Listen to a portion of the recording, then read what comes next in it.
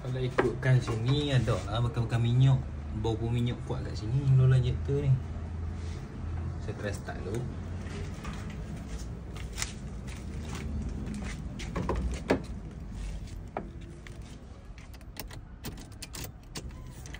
Oh, dengar bunyi menyembok.